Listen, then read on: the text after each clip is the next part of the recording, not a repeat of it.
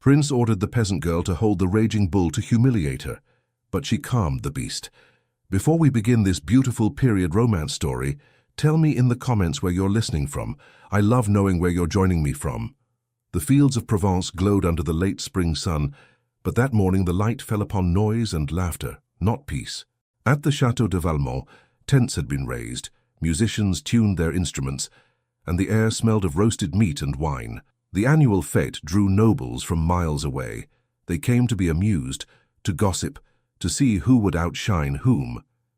And above them all, restless as ever, stood Prince Adrien de Valmont, heir to lands, fortune, and boredom. He leaned against the balcony rail, staring down at the wooden pen where a black bull stamped the earth. The animal had been brought from Spain, famed for its fury. The courtiers watched from a safe distance, placing bets on which servant would dare enter the pen first. Adrien smirked, the gesture handsome and cruel at once. "Too calm a day," he murmured. "Let us wake it up." The Marquis de Rochefort, his mentor and companion in mischief, raised an eyebrow. "Your Highness, boredom is a dangerous master." Adrien ignored him. "Where is the herdsman who brought the beast?" "Moreau, sire. A good man. His daughter assists him," said the steward. "Ah, the daughter," Adrien said lazily, scanning the crowd below. "Let us see what courage runs in peasant blood." A murmur rippled through the guests as he raised his hand. "Bring the girl forward." At first, no one moved. Then a slim figure detached from the edge of the crowd. A young woman in a faded blue gown, her hair tied loosely with a ribbon. She hesitated, clearly not understanding what the prince wanted. Adrien's smile widened. "Closer." The girl obeyed. Her face was sun-touched, her eyes steady, but her hands clutched her skirt as she curtsied. "Your Highness," she said softly, "your father tends the beast." "Yes, my lord. He raised him from a calf." "Then surely you know his temper," Adrien said, voice carrying over the laughter that had begun to stir. "I wonder if the tales of your skill are true. They say you calm animals with your voice. Is that so?" Elise glanced at the bull, its muscles shivering with rage. "Sometimes, my lord, but not all creatures wish to be calmed." "Then let us see if this one does," he said lightly. "Enter the pen. Show us your gift." The crowd gasped. Someone protested, her father perhaps, but the prince waved him off. "Fear not. If she fails, we shall remember her courage." Elise's breath caught, yet she did not plead. "If I obey, sire, will you promise no harm to him?" The question surprised him. "To the bull?" "To any creature that cannot defend itself," she said quietly. He laughed, half amused, half unsettled. "You have strange priorities, girl. Very well, no harm shall come. But you must earn that mercy." The gate creaked open. The bull pawed the ground, eyes rolling white. Elise stepped inside, small against its shadow. The crowd drew back, murmuring prayers and wagers. Adrien leaned forward, eager for the spectacle. He expected panic, screaming, a chase, yet she walked as if in a dream, her steps slow and even. "Careful, girl," shouted a courtier. "He'll crush you." She did not answer. The bull snorted, swinging its horns, but she kept walking. Her voice rose, not loud, only a whisper that somehow carried over the noise. "Hush now. Easy." The animal froze. Dust swirled around its hooves. The nobles leaned in, the laughter dying away. Adrien frowned. He could not hear the words, but her tone had changed the air itself. She spoke as though to a child, lost in fear. "You're not angry," she said, "only frightened. They tie you, they shout, they laugh. But you remember gentler hands, don't you?" The bull's sides heaved, its head lowered a fraction. Gasps erupted. "By heaven! Look!" Elise took another step. The distance between them closed to less than an arm's reach. Her hand rose slowly until it touched the creature's muzzle. The bull shuddered, then stilled completely. No one spoke. Only the creak of the wooden rails broke the silence. Adrien's throat tightened. He could not understand what he saw. The same beast that had crushed 2 handlers that morning now stood quiet beneath a peasant girl's hand.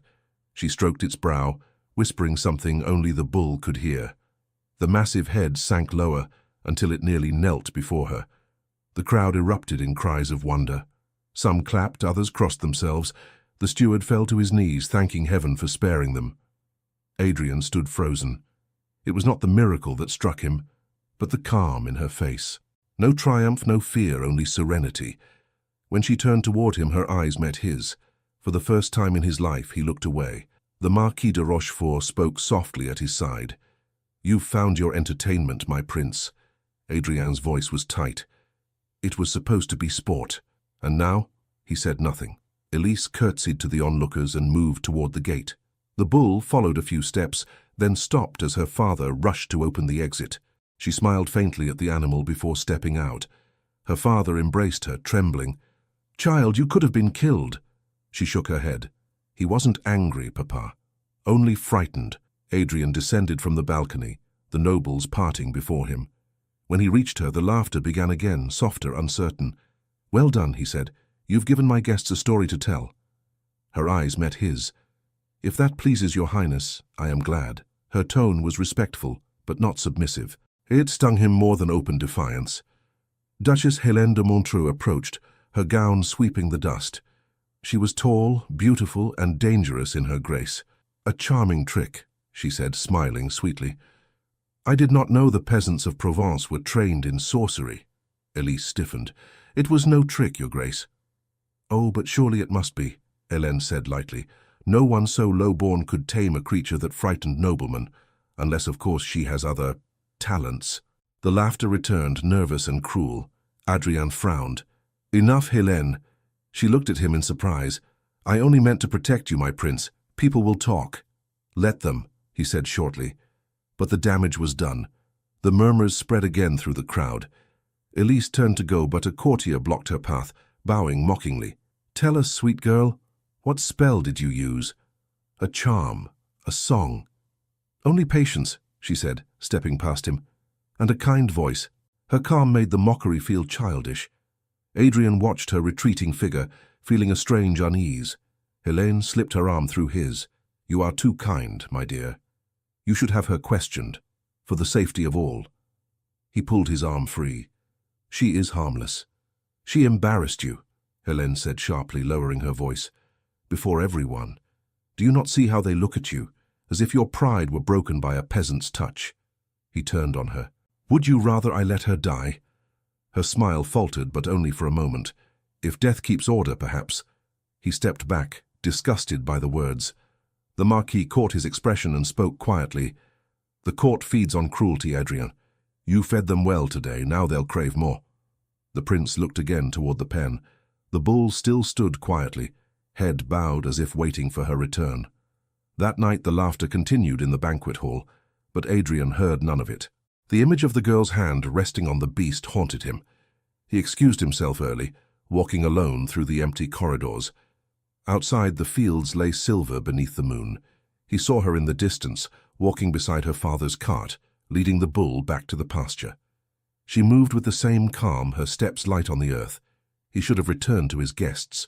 Instead, he followed, unseen, until she stopped at the gate of her home. Her father went inside, but she remained outside for a while, looking toward the chateau's lights. Adrian stepped from the shadows. "You should not walk alone at this hour." She turned slowly. "The fields are kinder than your halls, my lord." He winced. "You resent what I did." "I do not resent," she said simply. "But I will remember. I meant no harm." Yet harm came. Her words were soft, but they landed like stones. He studied her face. "How did you do it? The bull, no one could have approached him." "I listened," she said. "When you listen, even fury can rest."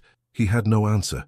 Silence stretched between them, broken only by the distant cry of nightbirds. Finally he said, "You are brave." "I am alive," she replied. "That is enough." She curtsied and turned away. He watched her disappear into the small cottage, the door closing behind her. For the first time, he felt a hunger that was not born of pride, but of shame. The next morning, the courtiers spoke only of her, the girl who tamed the beast. The story grew with each telling. Some called it a miracle, others a scandal. Hélène watched the gossip spread and smiled to herself. "Every tale can be turned," she murmured to her maid, "even one of virtue." By midday, rumors had reached the kitchens, the stables, even the chapel. Some whispered that the girl's power came from prayer, others from darker forces. Adrian heard the talk and grew restless. He ordered silence, but silence never obeys a prince. At dusk he rode out to the pastures again. Elise was there, mending a fence. She looked up as he approached. "You came again," she said, not surprised. "I wanted to thank you," he said. "For what, my lord?"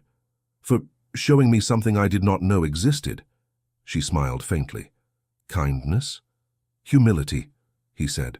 Her laughter was soft. "If that is what you seek, you will not find it among those who bow to you." He dismounted, standing beside her. "You speak boldly. I speak the truth." Their eyes met again, and for a moment the distance between them vanished. Then a voice called from the road, Hélène's carriage approaching. Adrien stepped back as the Duchess descended, her expression bright but her eyes sharp. "How delightful," she said, "the prince among his peasants." Elise curtsied. "Your Grace." "Do not trouble yourself, child," Hélène said sweetly. "We were only passing by. But tell me, does the bull still obey your charms?" Elise looked at her without flinching. "He obeys no one. He only trusts." "Ah," Hélène said, feigning interest. "And how does one earn such trust? With words, with a spell, with gentleness." The Duchess tilted her head, smiling at Adrien. "You see, my prince, even beasts yield to softness. Perhaps you should learn from her." The insult was disguised as wit, but it stung. Adrien's jaw tightened. "Enough," he said quietly. Hélène's smile never faltered. "Of course, I only hope the court sees this wonder as you do. They are less charitable." She turned back to her carriage, leaving a trail of perfume and poison. Elise returned to her work, pretending indifference, but her hands trembled slightly. Adrien hesitated. "Do not listen to her. She thrives on cruelty. She is powerful," Elise said. "And I am not. You have more power than you know." She looked at him, uncertain. "Power frightens me, my lord." "Then perhaps you are the only one who deserves it," he said. The sound of hooves faded as Hélène's carriage disappeared. Adrien lingered, watching Elise gather her tools. When she turned again, the sky was darkening. "Go back to your world, my prince. Ours ends with sunset." He wanted to protest, to speak of the strange pull in his chest, but her tone ended the moment. She walked toward her home, the light from her window flickering across the field. Hélène rode back in silence, his thoughts heavy. The laughter at the chateau felt colder now, the wine sour. He avoided Hélène's gaze and spoke to no one. Late that night he stood again on the balcony, looking toward the distant cottage. The wind carried faint music from the fête, mingled with the memory of Elise's calm voice. He did not see the Duchess step quietly onto the balcony beside him. "You think of her," Hélène said. He turned sharply. "You overstep." "I observe," she said. "It is what I do best." "You have given them a story, Adrien. A prince undone by a peasant girl. They whisper it already. Let them whisper. Whispers grow teeth," she said softly. "And if they bite, it will not be her they devour. It will be you." He looked away, refusing to answer. Hélène smiled to herself, her voice sweet as honey and sharp as glass. "Your Highness," she said, "surely such calm before a beast can only come from darker powers. Should we not investigate this miracle?" By the following morning, the laughter that had echoed through the fête had turned into murmurs. The miracle of the bull was no longer a tale of wonder, but of unease. Servants whispered while polishing silver. Courtiers traded glances over their breakfast trays, and the Duchess's soft voice guided every rumor like a hidden hand. They said the peasant girl's eyes gleamed gold when she faced the bull, that her words were not words at all, but spells, that she had made the beast bow not with courage, but with enchantment. Prince Adrien tried to dismiss it, but every corridor he crossed carried the same question, disguised as flattery. "Such power, Your Highness, extraordinary, isn't it? Or remarkable if true that she still walks free." By noon he could bear it no longer. "Bring her to me," he ordered the steward. "At once." The steward hesitated. "Sire, the Duchess advises against it." "Then let the Duchess advise someone else," he snapped. Within the hour, Elise stood before him in the marble hall, sunlight streaming through the high windows. Her dress was clean but plain, her hair unadorned. The guards who had escorted her now looked uncomfortable, unsure why a prince and a peasant stood facing each other in such solemn silence. Adrien dismissed them with a glance. "Leave us." When they were alone, he paced once, then stopped. Do you know what they say about you? I've heard whispers, she said calmly. They call you a witch. Her eyes lifted to his. And you, my lord? What do you call me? He hesitated. I call you inexplicable. She smiled faintly. That is a gentler word than witch. You must help me quiet this nonsense, he said. Tell them how you did it. Tell me, and I'll make them stop. I told you before. I listened to the bull, that is all. He ran a hand through his hair. That cannot be all. Men fear what they cannot explain. Give them reason. I cannot trade truth for their comfort, she said simply. Her tone was not defiant, only sincere, and that made it worse. Adrian turned away, pacing again. You think your honesty will protect you? It will not. You are playing with forces that would crush you for sport. I know, she said. He stopped. Then why not yield? Because I did nothing wrong. For a moment he saw himself in her stead, surrounded, accused, proud but helpless. The thought unsettled him. I can protect you, he said quietly. She tilted her head. Would you? He met her gaze. If you trust me. A knock interrupted them. The Duchess entered without waiting to be summoned, her expression smooth as silk. Ah, my prince, she said sweetly. I feared you might overtax yourself with such rustic company. Adrien stiffened. You presume too much, Helene. I only seek to guard your honor, she said, gliding forward. This girl's presence stirs talk that harms us both. You cannot allow it. Elise stepped back, folding her hands before her. She has done no harm, Adrien said. She will not be punished for superstition. Helene's voice softened, dangerous in its sweetness. Superstition can become scandal, Adrien. Scandal breeds disloyalty, and disloyalty destroys thrones. Enough, he said sharply. Her eyes flashed. You would defend her against me. I would defend justice. The Duchess smiled again, but it did not reach her eyes. Then let us prove her innocence before all. Bring her to the court. Let the Queen herself see the girl who tamed a beast. Adrien hesitated. He knew what the Duchess meant. A public display disguised as fairness, a trial masked as curiosity. Helene turned toward Elise, her tone light. You see, child, if you are as pure as you claim, you have nothing to fear. Elise bowed her head. If truth is all they seek, I do not fear. Good, Helene said. Then we are agreed. Adrien glared at her. You play a dangerous game, Helene. The court loves games, she murmured. And so do you. That evening, the chateau buzzed with preparation. Servants carried messages to Versailles, announcing that the miracle girl would be presented before the Queen. The nobles gathered like crows around gossip, each adding their own twist. Adrien dined alone, his food untouched. The Marquis de Rochefort entered quietly. Your Highness, he said, you cannot let them take her. She insists she has nothing to hide. She is naive. The court will not see truth. They will see sport. Adrien's hands clenched.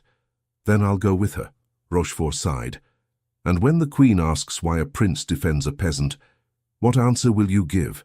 Adrien met his gaze. The truth. That cruelty sickens me. The Marquis studied him a long moment. Careful, Adrien. Compassion is admirable, but in court it is weakness. And weakness draws blood. The next morning, Elise was brought to the Duchess's carriage. Her father followed on foot until the guard stopped him. She will return, Adrien promised him, though his voice lacked conviction. The road to Versailles was long. Inside the carriage, Helene spoke softly, her tone almost kind. You have courage, girl. It will serve you well, for a while. I have no wish for courage, Elise said. Only fairness. Fairness, Helene repeated. Such a sweet word. Yet in court fairness is given only to those who can afford it. When they arrived, the grandeur of Versailles swallowed them whole. Marble, gold, mirrors, the very air seemed perfumed with power. Elise felt eyes on her from every corner, noblemen whispering, ladies hiding smirks behind fans. The Queen received them in the Hall of Mirrors. She was gracious, curious, and utterly detached. So this is the girl, she said, the one who tamed the Spanish bull. Elise curtsied deeply. Your Majesty, the Queen smiled faintly. Tell us, how did you do it? Some say with music, others with prayer. Neither, Your Majesty. I spoke to him. Ah, the Queen said, amused. And he listened? Yes. The court chuckled softly. And what did you say, my dear? That he need not be afraid. The Queen tilted her head. Afraid? Of what? Of us. The laughter stopped. The Queen's expression cooled. You accuse us of cruelty? No, Majesty, Elise said quietly. Only of not understanding. For a heartbeat the room held its breath. Then Helene's voice broke the silence. Your Majesty, the girl means no insult. She speaks from ignorance, not malice.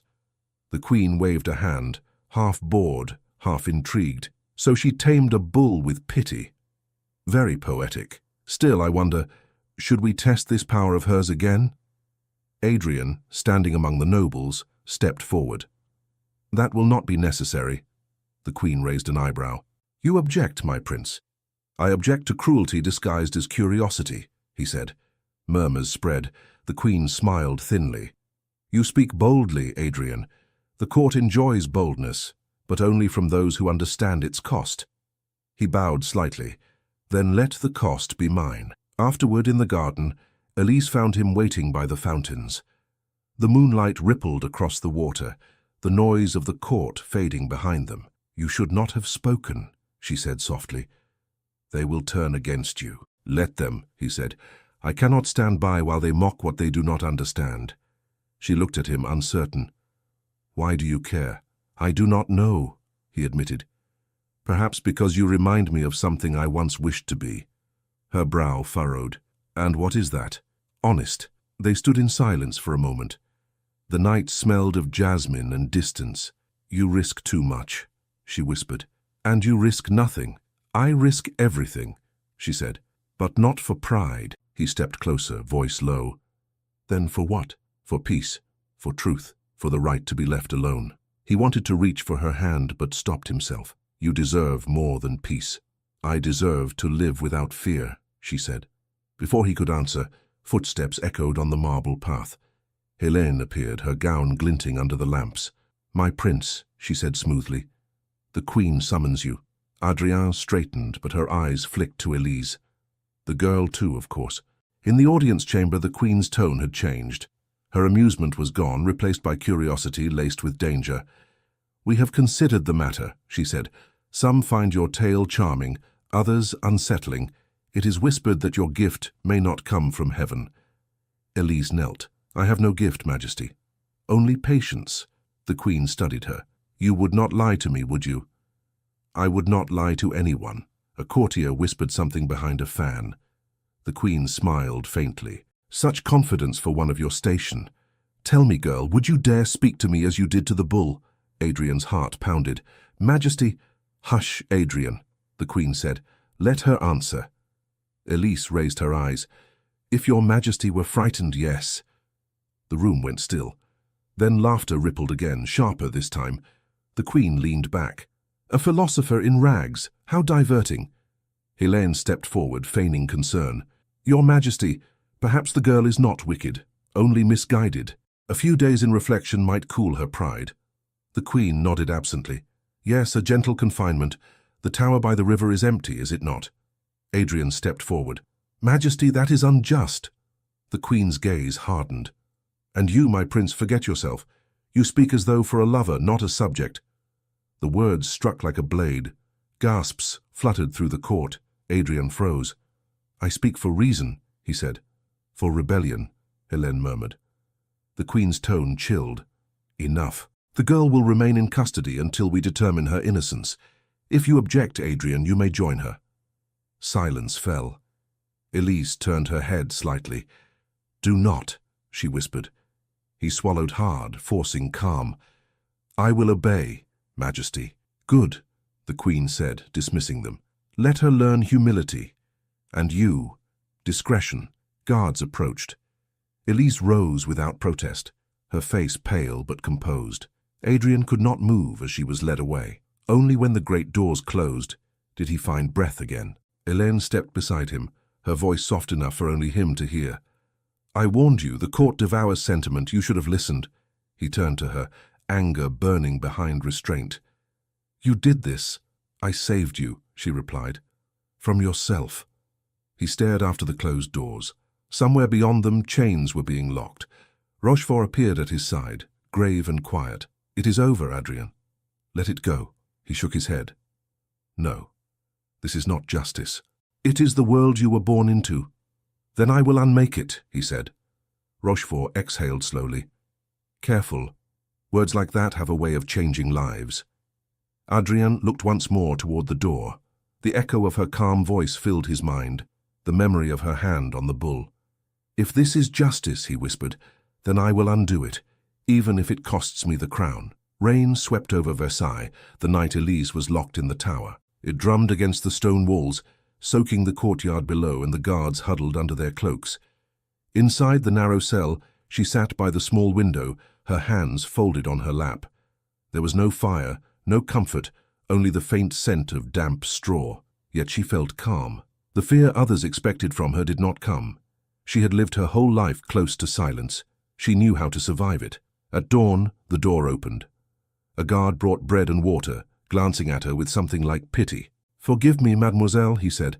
"It was not my choice." "No one's choice ever is," she replied softly. The days passed. News spread through the palace. The bull tamer of Provence, now a prisoner. Some said she confessed to witchcraft, others that she cursed the queen.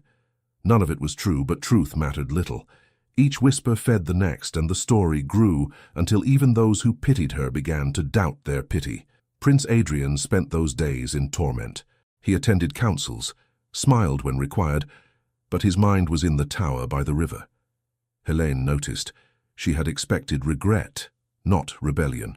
"You are restless," she said one afternoon as they walked through the gardens.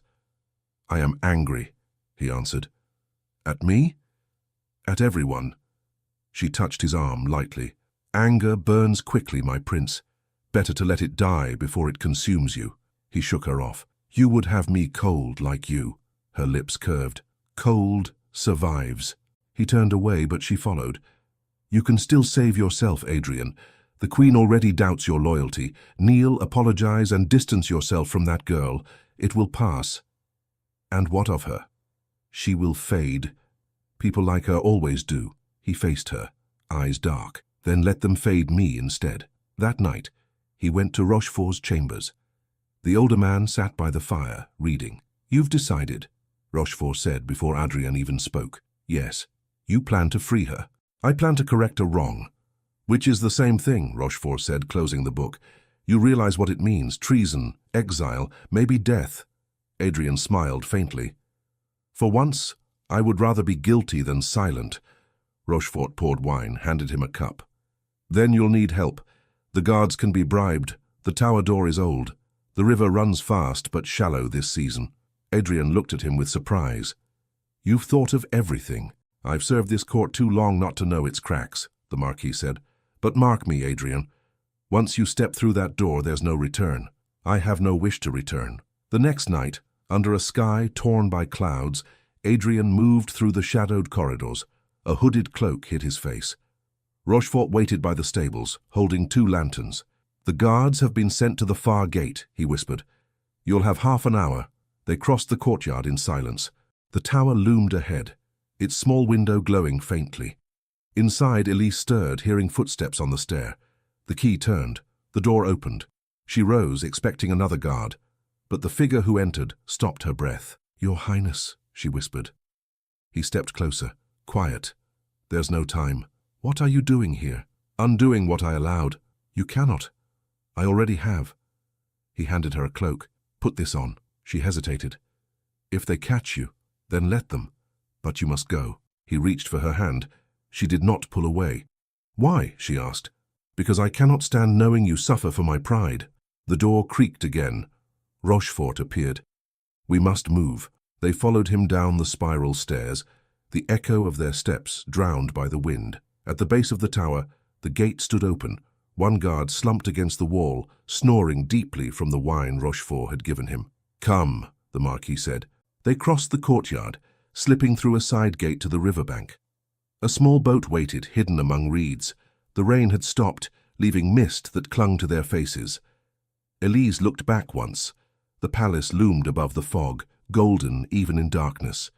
"It's beautiful," she murmured, "and terrible." Adrien helped her into the boat.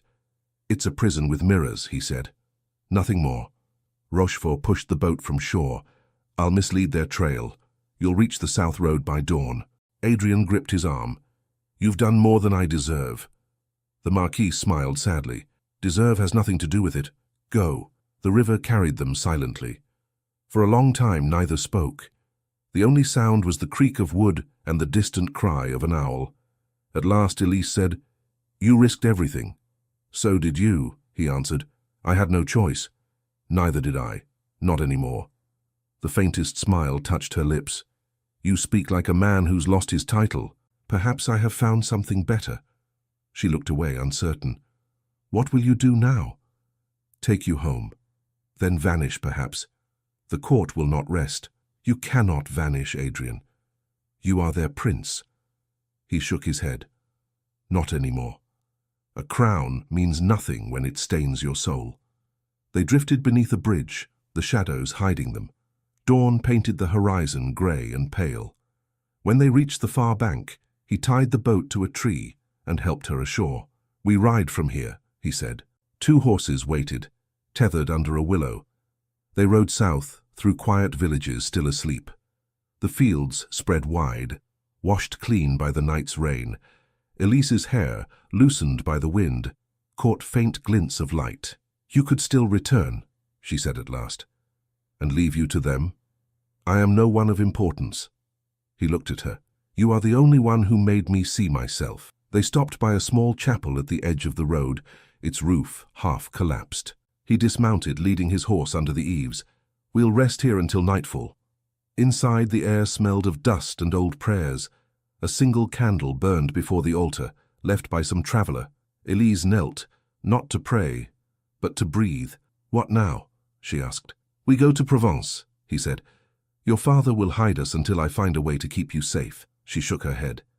"He will be punished for it. I'll protect him." "You cannot protect everyone," she said gently. "No," he admitted, "but I can protect you." She turned toward him, the candlelight flickering between them. "Why?" "Out of guilt, out of love," he said, the words escaping before he could stop them. Her breath caught. "You don't know me." "I know enough," he said. "I know you are everything they are not. I know your strength humbles me. I know that when I watched you face that bull, I saw courage I will never match." She shook her head, eyes bright. "You saw kindness, not courage. Then that is what I love." Silence fell, heavy but not cold. She rose slowly. "If you mean what you say, then prove it. Not by words, but by how you choose to live." "I will," he promised. That night they rode again. Behind them, the alarm bells of Versailles began to sound, faint but growing. The Queen had discovered the escape. Soldiers would follow. By dawn, they reached the hills of Burgundy. A small inn stood beside the road, its sign swaying in the wind. Adrien handed the innkeeper a ring, gold engraved with the royal crest. "We were never here," he said. The man nodded quickly. "Never, my lord." They rested in a narrow room beneath the rafters. Elise sat by the window, watching the road. "They will find us." "Perhaps," he said. "But not before we reach your home." She looked at him. "And then whatever comes." 2 days later, they entered Provence. The familiar scent of thyme and soil filled the air. Elise's eyes softened as she saw her father's cottage in the distance. Smoke rose from the chimney. When they reached the gate, Jacques Moreau came running. "Child, you're alive!" He embraced her, tears of relief streaming down his face. Adrien stood back, letting them speak. Jacques turned to him, uncertain. "Your Highness, why are you here?" "To ask your forgiveness," Adrien said simply. "And your protection," the old man nodded slowly. "You have both, but you bring danger with you." "I know." That night they shared a simple meal. The warmth of the hearth filled the small room. It was the first peace either of them had felt in weeks. Yet it could not last. At midnight, hooves thundered outside. Jacques peered through the shutter. "Riders," he whispered, "dozens." Adrien rose. "They found us." Elise caught his arm. "You must go. And leave you again." "Never." "Please," she begged. "They will show mercy to me, not to you." He shook his head. "You underestimate my stubbornness." The door burst open. Soldiers flooded the yard, torches blazing. At their head rode a messenger bearing the Queen's crest. "Prince Adrien de Valmont," he called, "by decree of Her Majesty, you are charged with treason and abduction. Surrender yourself." Adrian stepped outside. The girl came willingly. The only crime here is hers, inspiring a conscience. The messenger sneered. "Your words will hang you." "Perhaps," Adrian said, "but not tonight." He turned to Jacques. "Take her through the back fields. There's a path to the river." "No," Elise cried. "You'll be killed." He smiled faintly. "Not if you keep your promise to live." The soldiers advanced. Jacques pulled her away, protesting. Adrien faced the men, unarmed, unflinching. Before the first could reach him, Rochefort's voice rang out from the darkness. "Hold!" The soldiers froze. The old Marquis stepped forward, his cloak drenched, his face grim. "By order of the council, the prince is to be brought alive to Versailles. The Queen commands it." The messenger hesitated. "We were told—" "You were told wrong," Rochefort said sharply. "Stand down." Reluctantly, the men obeyed. Rochefort turned to Adrien. "You fool," he muttered. "Do you think rebellion is freedom? The Queen wants your head, but she'll take it in public, not here." Adrien glanced toward the woods where Elise had vanished. "Then I'll face her." Rochefort's expression softened. "You won't survive it." "Perhaps not," Adrien said, "but I can delay them long enough for her to escape." The Marquis sighed. "Always the martyr." "Always the fool," Adrien replied. "Thank you, old friend." He mounted his horse, flanked by guards. Rochefort rode beside him as they began the long road north. Behind them, Elise stood hidden among the trees, watching the torches fade. She pressed her hands together, whispering to the night, "Let him live." Far ahead, Adrien looked back once, sensing her eyes on him even through the dark. He whispered to himself, "Let her be free." The first light of dawn broke over the hills. The towers of Versailles awaited. The Queen's judgment would fall swiftly. But Adrien's heart no longer feared it. He lifted his head, the wind carrying her name across the fields as the sun rose over France. The rain had not stopped by the time Adrien reached Versailles again.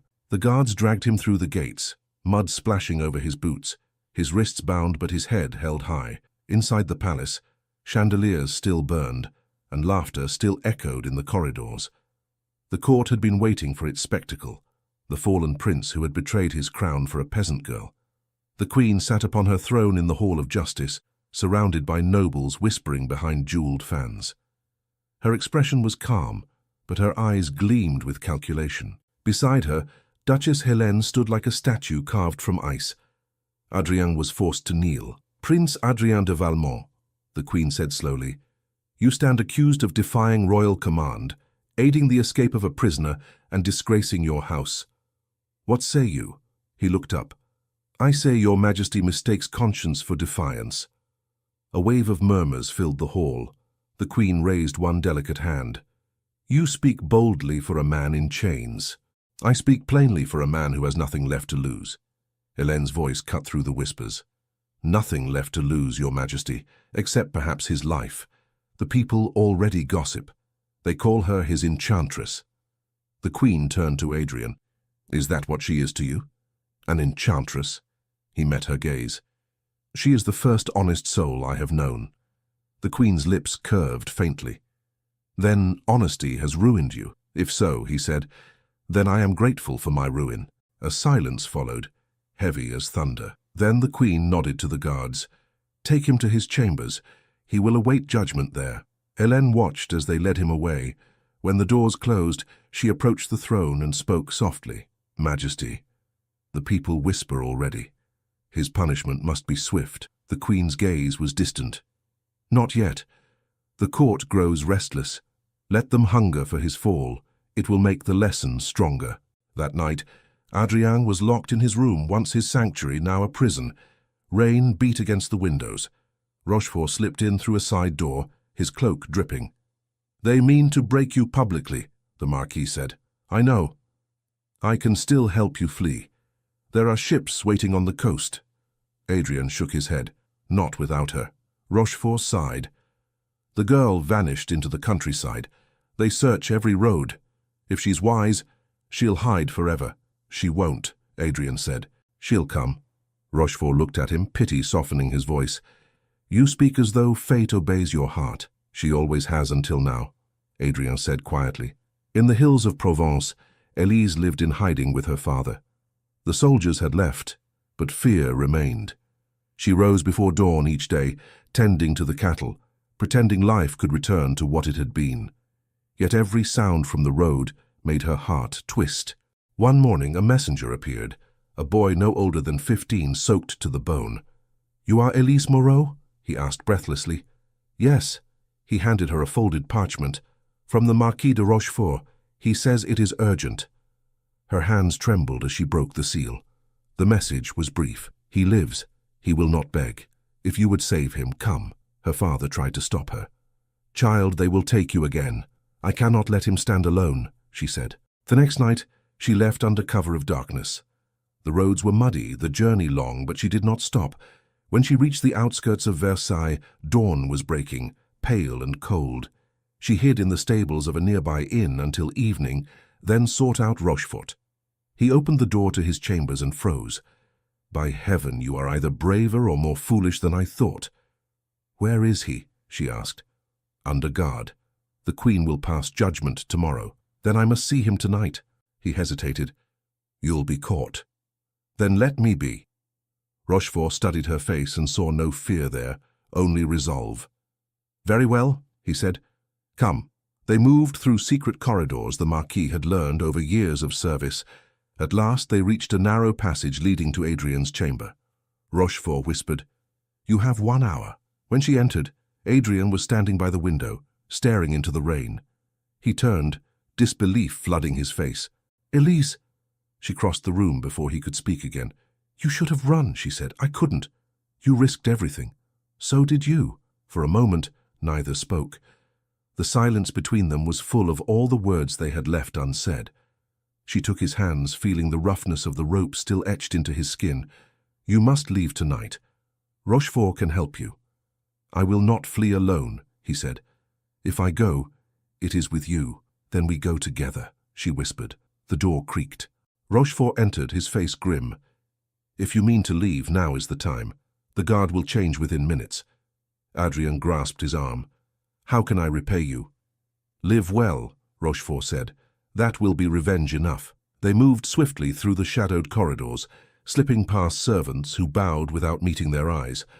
When they reached the stables, Rochefort handed Adrian a small satchel.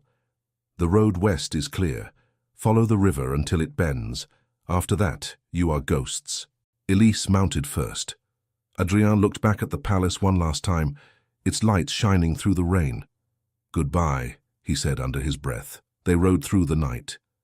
By dawn, Versailles was far behind. The road curved through meadows, washed gold by the first light. Neither spoke, afraid to break the fragile peace. At last, near the border of Provence, they stopped by a small chapel hidden among vineyards. The air smelled of earth and rain. We'll rest here, Adrien said.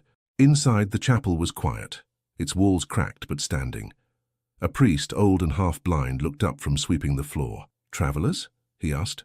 Pilgrims, Adrien said softly. We seek only a blessing. The old man nodded. All who seek peace are welcome here. They knelt side by side before the altar. The priest murmured the ancient words of prayer. When he finished, he turned to them. You have walked far. Whatever burden you carry, leave it here. When the priest had gone to prepare food, Adrien turned to her. I have no title left, no kingdom, only my heart. Will you take it? She looked at him for a long moment. I do not need a prince, she said. I need a man who will never again bow to cruelty. Then that is what I will be. She smiled, tears glimmering. Then you already are. They stood before the small altar, hands entwined. The priest returned, smiling faintly as if understanding without needing to ask. Shall I bless this union? Adrien nodded. Please. The old man raised his hands, whispering the words that bound them, not in grandeur, but in truth. When it was done, Elise leaned her head against Adrien's shoulder, the tension of weeks melting away. Outside, the rain finally ceased. The first sunlight broke through the clouds, spilling across the vines. Adrien stepped out, looking at the open road ahead. We will not hide forever, he said. No, Elise answered. But for now, we are free. They walked down the path together, hand in hand, leaving footprints in the soft earth. Somewhere in the distance, bells rang faintly, not of alarm, but of mourning. As they disappeared into the fields, the wind carried their laughter, the first sound of peace either had known since the day the bull bowed its head in Provence. The world around them seemed to breathe again, as if nature itself had waited for this silence. That night they found shelter in a small farmhouse owned by a widow, who asked no questions. Adrian worked beside her, chopping wood, mending fences, while Elise tended the animals. For a few days, time stood still. One evening, sitting by the hearth, she said, "Do you regret it, leaving?" "No, everything." He shook his head. "Regret is for those who had no reason. I had every reason. You," she smiled faintly. "And now? Now, I have peace. Whatever comes, I will face it as a man, not a prince." The sound of rain returned, softer this time, washing the past away. For the first time there was no fear, no pretense, only two people who had chosen truth over comfort. In the glow of the fire, she reached for his hand and he held it, neither speaking. Words were no longer needed. Outside, the fields of Provence stretched endlessly, and the air carried the scent of home. They did not yet know what fate awaited them, nor did they care. The world had narrowed to the space between their joined hands, and in that space they had found their freedom. The storm that had followed them for so long had finally broken. The night was quiet, the wind gentle, and for the first time, Adrian slept without dreams. When dawn came, the sky was clear. They stood outside the farmhouse, watching the sun rise over the hills. He turned to her, smiling. "We begin again," she nodded. "Together." And as the morning light warmed their faces, the last echo of the court's cruelty faded into memory, leaving only the promise of a life built not on power or fear, but on mercy and truth. The years passed quietly, and time softened everything that once burned. The world beyond the hills still whispered of princes and palaces, of vanished heirs and fallen duchesses, but in Provence, such stories faded with the seasons. Life had returned to its rhythm, the hum of bees, the creak of carts, the laughter of children running barefoot through the fields. In that peace stood a small farmhouse of white stone. It belonged to no lord, owed nothing to any crown. There lived a man who once wore velvet and pride, and a woman whose calm once silenced a raging bull. Adrian and Elise were no longer prince and peasant. They were simply husband and wife. On that morning, the air carried the warmth of spring. Elise hung linen on the line, her hair unpinned, her hands steady. Adrian came from the stables, sleeves rolled to his elbows, a small child perched on his shoulders. The boy's laughter rang like a bell. "Your son has your stubbornness," Adrian said, setting the child down. "And his father's mischief," she answered, smiling. "He nearly set the chicken coop free again." He laughed. "A true Valmont, then." She gave him a look that mixed amusement and warning. "There are no Valmonts here, my love. Only morose." He stepped closer, brushing a loose strand of hair from her face. "And yet when he looks at me, I see my father's eyes. Perhaps blood remembers even when titles are forgotten." "Let it remember kindness instead," she said softly. "That will be his legacy." From the barn, Jacques called to them. "The calf's been born. Come quickly." They ran together, the child trailing behind, half stumbling in excitement. Inside the barn, the mother cow lay breathing heavily, while the calf struggled to its feet. Elise knelt beside it, her hands gentle as always. Adrian watched her, a quiet smile on his lips. "You still have the same gift," he said. "It is no gift," she replied, "only patience." He crouched beside her. "The court called it witchcraft. I call it grace." She looked up at him, eyes shining. "And yet it was grace that saved us both." They stayed there until the calf stood, trembling, but alive. Outside, the sky was wide and blue. Jacques carried the boy out to see the newborn, lifting him high. "See, little one? Life begins again and again."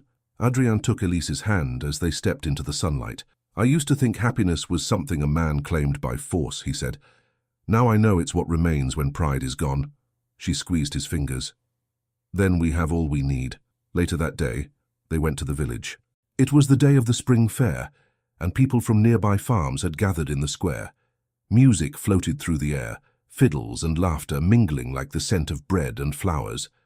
When they arrived, some villagers bowed respectfully, others simply smiled. They all knew their story, though few spoke of it aloud. An old man selling ribbons called out, "Madame Moreau, your son grows taller each year. Soon he'll be taller than his father." Adrian laughed. "Impossible. I'll keep him on short rations to prevent it." The villagers laughed and Elise shook her head. "You've learned nothing of humility." "Only because you've already stolen all of it," he said. A group of children ran past, chasing a dog through the crowd. Their son joined them, and for a moment Adrian watched, lost in thought. "Do you ever wonder," he said quietly, "if the world remembers who we were?" "I hope not," she replied. "Let the world forget. We were only two foolish souls who learned how to love." Before he could answer, a familiar voice broke through the noise. "My prince." "No, forgive me, Adrian." He turned. The Marquis de Rochefort stood near a cart of apples, older, thinner, but still carrying that air of quiet dignity. Adrian's face lit with surprise. "Rochefort, I thought you were far from France." "Exile loses its charm after a while," the Marquis said. "When the Queen died, her decrees died with her. I thought I'd see if peace truly existed in these hills." "It does," Adrian said, "and you are welcome to share it." Rochefort smiled faintly. "You found what none of us ever did, a life not built on fear." Elise curtsied. "You saved him once. We owe you everything." "Then repay me with joy," the Marquis said. "Nothing more." They spent the afternoon walking through the fair, speaking of old times.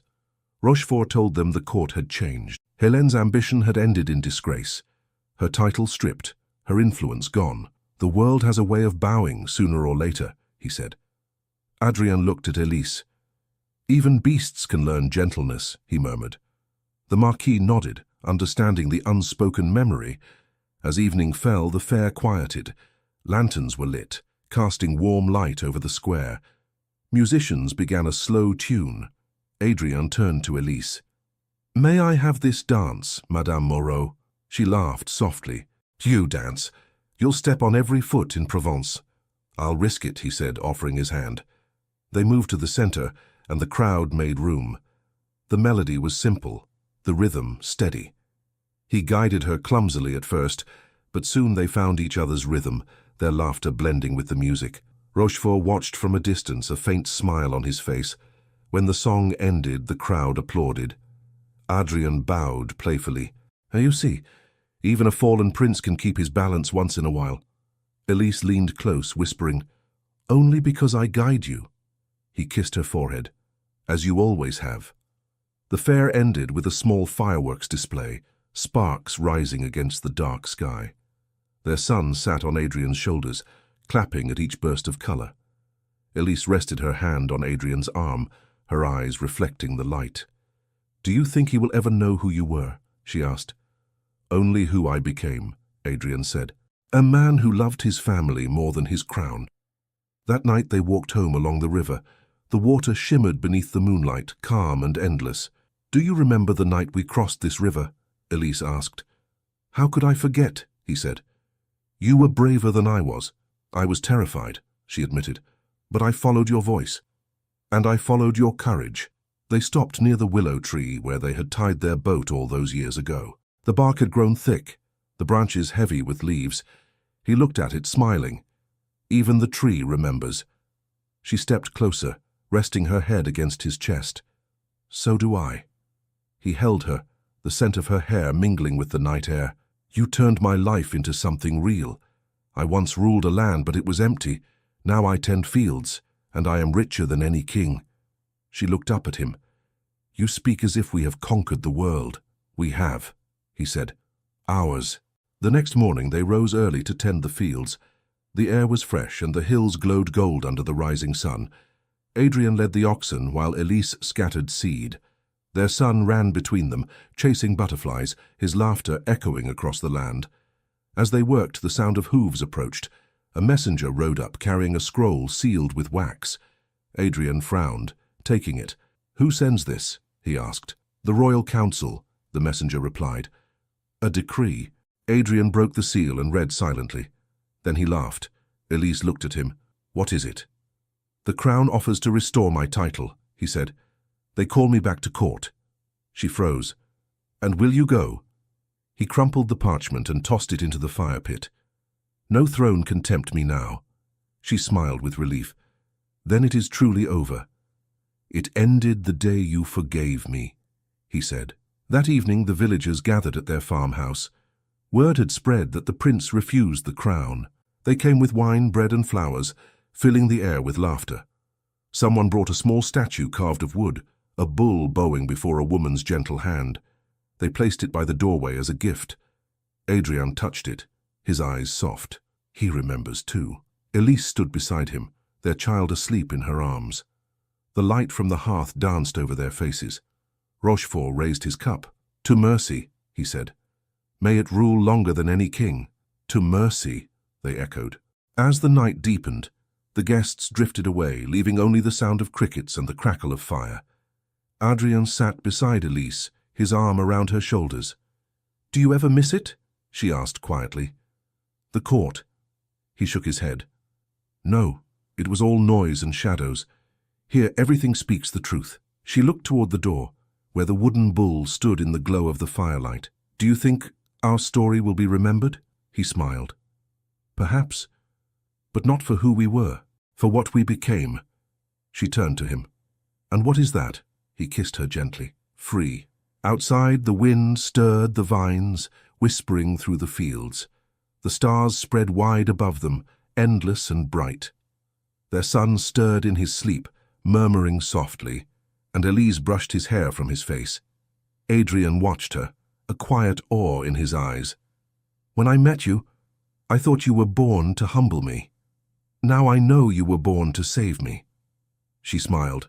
"And you, to teach me that love is not submission, but strength." He drew her close. "Then we have learned together."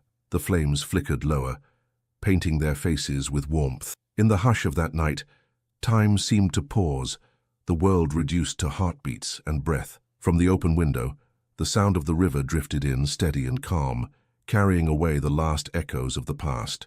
And as dawn began to bloom again over the hills of Provence, the house of the once proud prince and the humble herdsman's daughter stood quiet, filled with laughter, filled with peace, filled with love. Thank you so much for listening to this story, all the way to the end.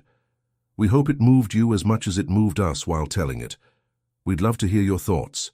Leave us a comment telling us where you're listening from and what you liked the most. Rate this story from 0 to 10. What score would you give it? If you enjoyed this story, don't forget to subscribe to the channel and leave a like as a show of support. That really motivates us to keep creating and sharing more stories full of emotion and life lessons. And before we go, we want to remind you that an exciting and heartwarming story recommendation will appear on the final screen. If you'd like to enjoy it, just click on the video. Thank you once again for being here, and we'll see you in the next story.